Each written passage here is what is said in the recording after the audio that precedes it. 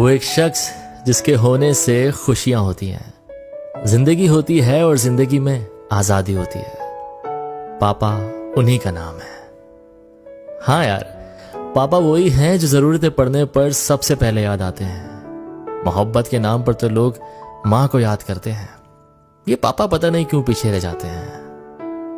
شاید اس لیے بھی کیونکہ یہ ہمیں ایموشنل ہونا نہیں سکھاتے، خود کے سخت رویے سے بتاتے ہیں کہ بیٹے زندگی کمزور دلوں سے نہیں، حوصلوں سے چلتی ہے۔ زندگی بکھرنے سے نہیں، بکھر کر نکھرنے سے بنتی ہے۔ جب بڑے ہوئے تب معلوم ہوا پاپا کھڑوس نہیں تھے۔ پاپا اگر ماں کی طرح بات بات پر گلے لگا لیتے تو زندگی کا مشکل وقت ہم لڑ کر نہیں، رو کر نکالتے۔ خود کے لیے ایک دم لاپرواہ، لیکن گھر کے لیے ہر ماہ خوشیوں کی تنخواہ لاتے ہیں۔ کوئی تو بتائے یار، یہ پاپا